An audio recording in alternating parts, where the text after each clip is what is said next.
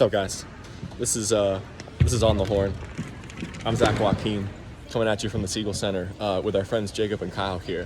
I'm going to start with y'all too, because Phil talked about it in the postgame presser. How much work has it taken over the last couple of days to get this place ready to host volleyball games, and then a basketball game tonight, and then a volleyball championship tomorrow?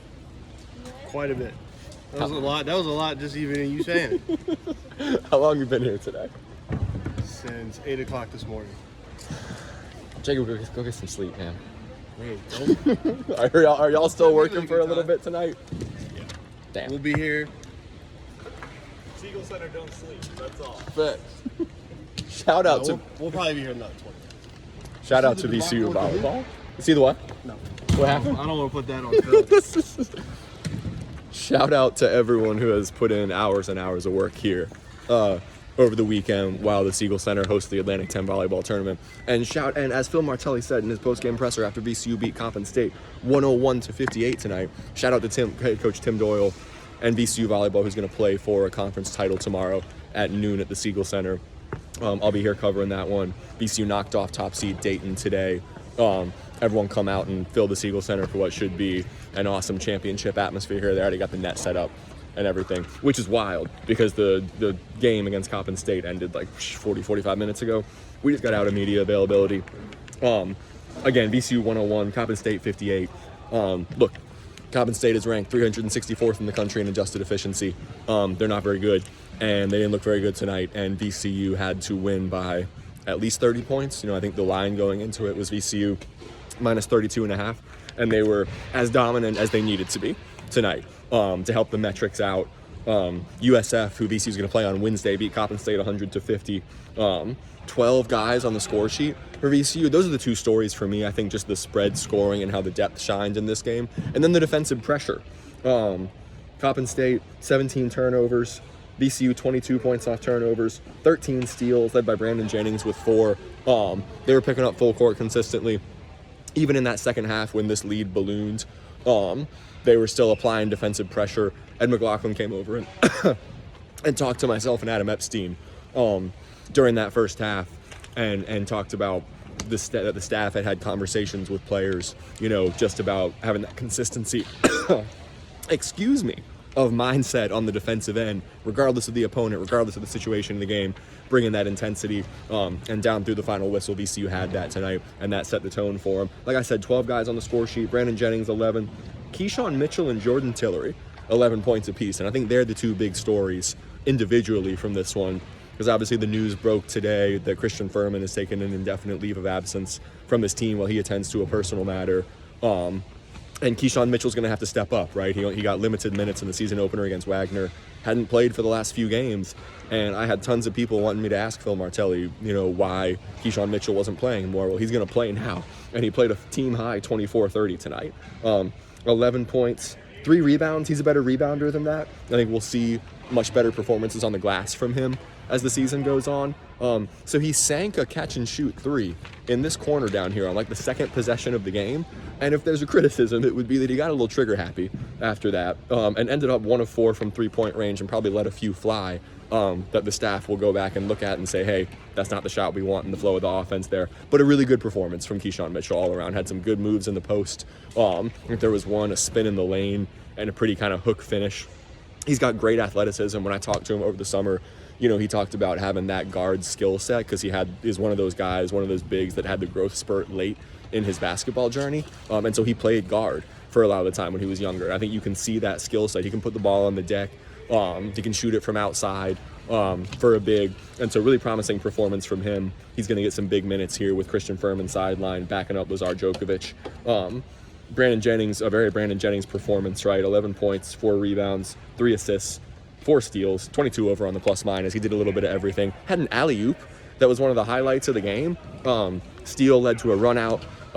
Brandon fed Nick Lewis under the rim, and we talked to him in the post-game press conference about it, and he said he wasn't sure if Nick was going to give it back because I think Nick could have finished at the rim himself.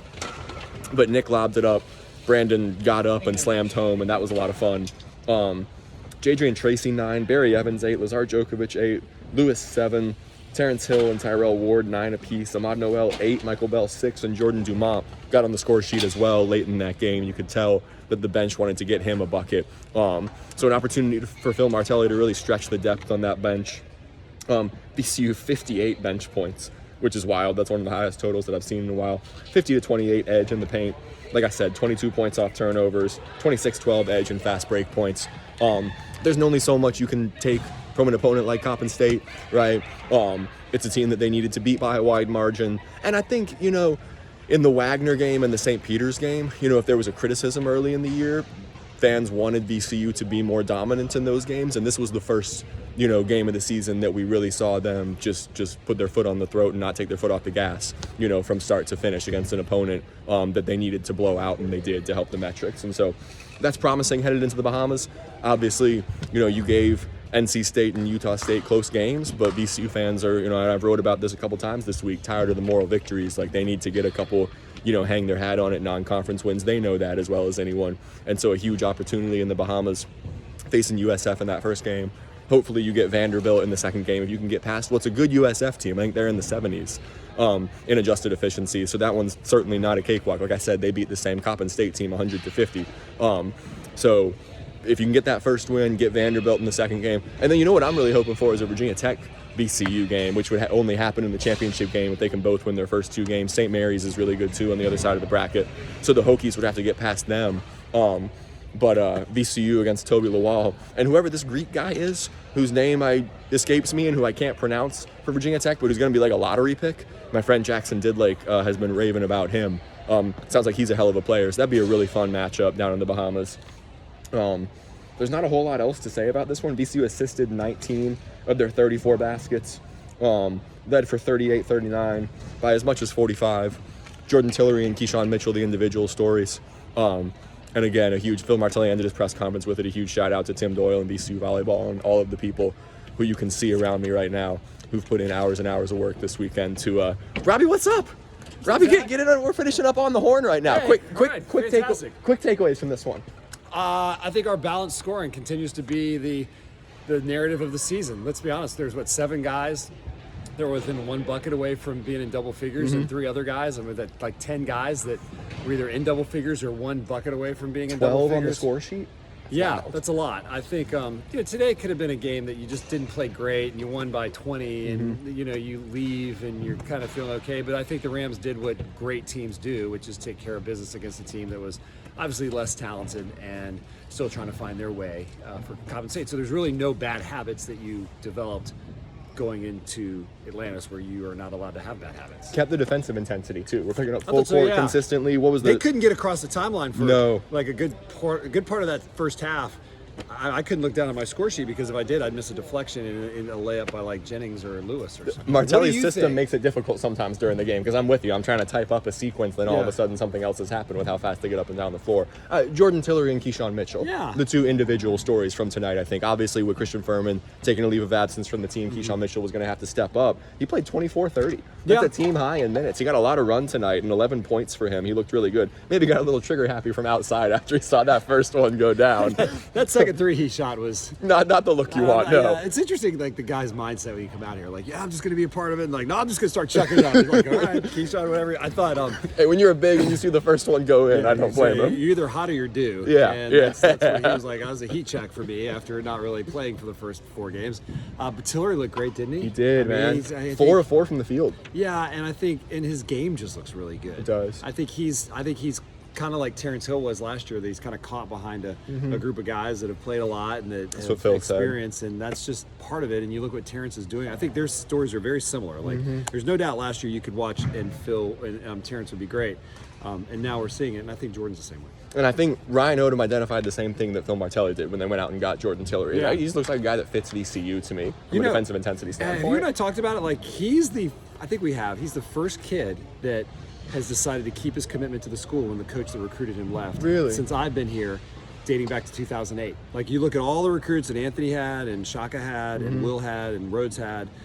It was the Odom recruit of Tillery that was, the first guy that was like, no. I know the coach left and I'm free to take my talents elsewhere. But he said, no, I'm going to come to VCU. I think that's a cool story about him. That's so unique in college basketball in 2025. It never right? happens. Are you kidding me? That never, ever happens. And Phil said, we asked him about did they consider the red shirt in the post-game presser, and they said they had those discussions among the staff, but Jordan wanted to play. He was adamant that he wanted to get on the court this year, and he looks like a guy who can contribute. And Zach, I mean, I don't know when his opportunity will come in a time that we might really need him. I mean, it's one thing when you're up 40. It's another thing when you're up 4, and maybe one of your guards is not playing great, or maybe Barry's in foul trouble, or I don't know. Or one of those wings goes down or something like that. You got a twisted ankle, and then you got foul trouble, and you're like, you look down the bench. I think that's going to happen this year, at least once, and it'll be fascinating to see how it plays out when it does. And especially somewhere like the Bahamas, 3 games in 3 days. For sure. Right, great Yeah. to see the depth shine. It would tonight. be surprising to me if for him to get like a little 2-minute run to give Ward or Barry or Jadrian a break. He looks ready for it.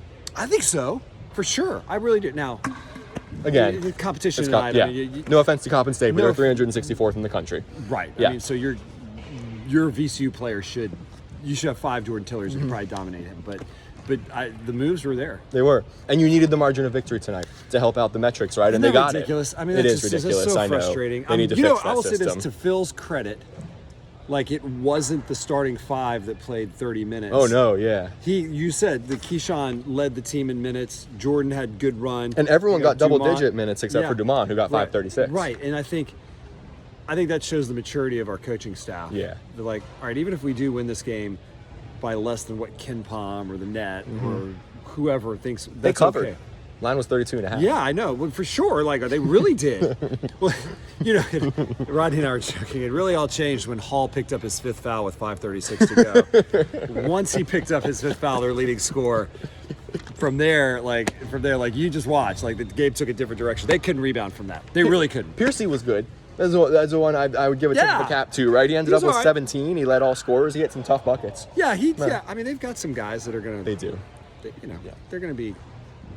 It's tough, man. It is. It's a hard. It is. I mean, you're not. And you feel bad when the metrics, like how the system is set up, that you have to blow You them have to out do by that as much as possible. because theoretically, yes, that is really the stink of it all, is that we have to win by 45 or 50 to keep our net where we want it to be, and we can't. Anthony Grant caught some flack the other night because Dayton was up 31. I forget who they were playing, but a lesser opponent. They were up 31. He put a bunch of his subs in for the last few minutes. They won by 19. That's ridiculous. And I mean, honestly, Zach, too. Like, I wish we could get like a final declaration of like, are we really going to be sitting there on a Sunday in Pittsburgh where we just get nicked by somebody, and we're like, you know what?